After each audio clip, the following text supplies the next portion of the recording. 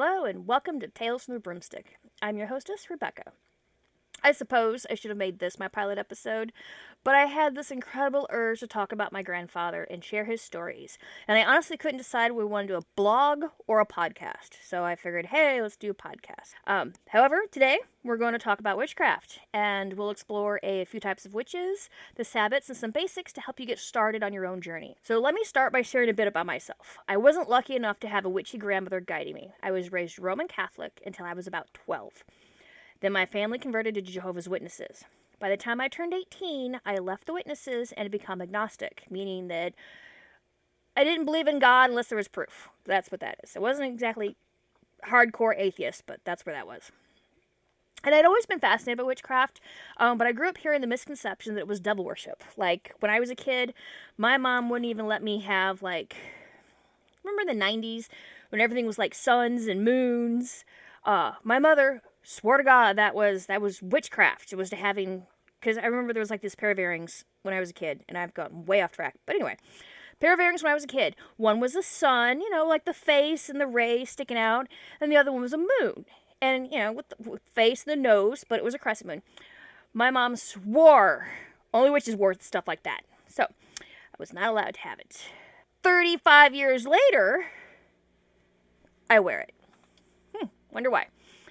So anyway, I've always been fascinated, and my mom swore it was devil worship. And it wasn't until my late 30s that someone asked me if I was a witch. And I was like, no, but I should be. Now, one of the things I love about witchcraft is the flexibility of it. There aren't strict rules, just guidelines to help you find what works for you. Witchcraft is inclusive. Anyone, regardless of gender identity, can practice. You can join coven or work solo. You can delve into shadow work, read tarot, cast runes, or study tea leaves. Or not. It's all up to you. Magic is often described as gray. It's not strictly good or bad. Some identify as white witches, others black witches, and many, including myself, fall somewhere in between. However, I personally avoid hexes as a guideline so that what you put into the world returns to you threefold. And it's also considered unethical to cast spells on someone without their consent. So if you have like a sick friend, this is what this means. If you have a sick friend and you're thinking, well, I'll cast a spell for them to make them feel better. It's actually unethical to do that without your friend's permission. But when we get to my favorite spell that I'm going to share at the end of this podcast, I'm going to come off as a hypocrite. Just forewarning. So, all right. So, when you're beginning your journey, you want to start reading books. That is the very first thing. I mean, remember, there's like no rules, just guidelines, but it's recommended. Read books. I started off with The Beginner's Guide to Modern Witchcraft by Skye Alexander. It was a great book. Great book. Loved it. As a matter of fact, I bought a whole bunch of her other books. I also read Wicca by Cunningham, where he talks about Wicca and his journey into becoming Wiccan, but Wicca is a recognized religion, and witchcraft is a practice. Now, I'm not Wiccan, I'm a witch. I practice hedge witchcraft. I can't talk today. I practice hedge witchcraft, which is unstructured and solitary. Now, I also consider myself an urban witch. So my Book of Shadows and Grimoire are both digital. And my apps that I use on my phone are called OneNote and Google Docs. That's so easy. So, your Book of Shadows is your witchy diary to log spells, moon phases, outcomes, and reflections. Your Grimoire is your spell book for the detailed instructions for performing your spells.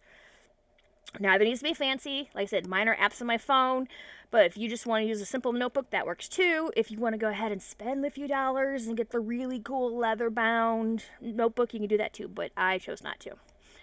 So, when you start your practice, the first thing you should do is learn your protection spells. Most people want to dive into witchcraft because they want a love spell.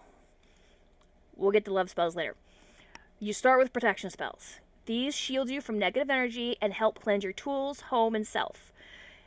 And common methods include washing with water. And it doesn't mean like wash with soap and water. Sometimes just the running of water over your stuff is cleanse the negative energy from it. Now be careful, when you do your crystals, make sure your crystals don't wash away in water. I know it sounds weird, but there's one, I don't have the crystal, but you can't get it wet, it dissolves. But burning sage and then sweeping, even just the motions of sweeping works. And remember to sweep the negative energy out a door, so it's outside your house. Now, you don't need a permanent altar unless you want one. I don't have one. I have cats. They knock shit off the... Oops, I'm not supposed to swear. I have cats. They knock stuff off the counters, so if I want a permanent altar, I might as well just have it on the floor. Set up a protective circle before you begin. Release the energy once you're done, and this will protect you while you do your spell casting. Here's a few quick tips for starting out, because a lot of people think they have to spend a lot of money for witchcraft. You don't need a wand. You can use your hand. You don't need an anathema, which is the ritual knife. I still don't even have one. You do need something that is burn proof. So, like I bought a sage kit that comes with an abalone shell, and I use my abalone shell as my cauldron, because I don't actually have a cauldron. Clear quartz can substitute for any crystal. White candles can stand for any color. Use birthday candles for spells required to burn the candle completely. Trust me, it's way faster. For spell jars, repurpose baby food jars. Let's see. And if your spell calls for burying ingredients, be careful if the spell has salt in it. Salt will damage the soil. So, do not bury any spells that have salt in them. Well, I'm a green witch, so that's... Alright, so actually that segues into the types of witches. I'm a green witch. I am very good with plants. I've always had a garden. Now that I live on acreage, I will have a big garden, and I'm excited. Other types include, so the hedge witch we talked about, that's someone who does their witchcraft solo without a coven. Kitchen witches. I would love to be a kitchen witch. They use their kitchen as their altar. Their spell casting, involves in their food. I can't cook for anything. I'm a terrible cook. But I'm good with plants. All right, here are some daily witchy practices. To make your days a bit witchier, create a favorite affirmation, write it down, carry it in your pocket, set it as your phone background. My favorite one is, it's never too late to start the day over. I actually have that on a makeup bag that I use to carry, my ID cards and stuff like that. When you drink coffee or tea, stir your coffee or tea clockwise to add energy and counterclockwise to release energy. So in the morning, what I'm doing is I'm stirring to get that energy in that coffee.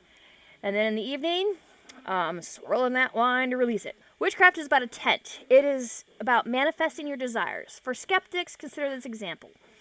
For Imbolc, my daughter and I wrote down things we wanted to let go of and burned the papers in a fire pit. The simple act of releasing those thoughts was cathartic. And one of my favorite spells is easy and requires only a paper, a pen, and a freezer.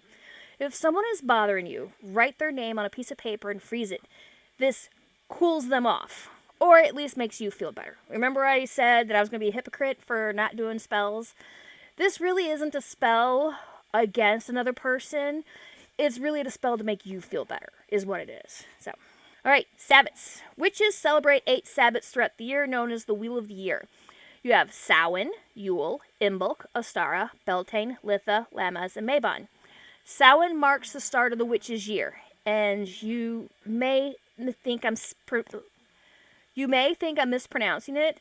It is spelled Samhain, but it is pronounced Samhain. All right. Just because you observe the Sabbats doesn't mean you can celebrate holidays like Christmas or New Year's or Easter. For instance, my family's Christmas tradition involves going to a Chinese buffet, no cooking, no cleanup. Some witches worship deities, while others focus on nature and the elements. I slowly began to incorporate Hecate, the goddess of witchcraft, into my practice. You can pronounce her name as Hecate or Hecate. I've heard both, but I actually pronounce it Hecate. Drawing a daily tarot card is a great way to learn your deck and incorporate witchcraft into your day. Meditate on the card.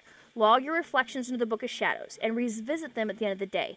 Many witches own multiple decks. My favorite is the Golden Girls Tarot. It's brutal but insightful. Alright, the last thing we need to talk about is witchcraft and politics.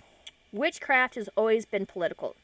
Historically, fears of witchcraft were used to suppress dissent and reinforce societal hierarchies. To this day, being a witch symbolizes resistance to the patriarchy and a fight for our bodily autonomy. Once again, thank you for listening. If you have questions or comments, feel free to email me at cowlegend@gmail.com. And as always, blessed be.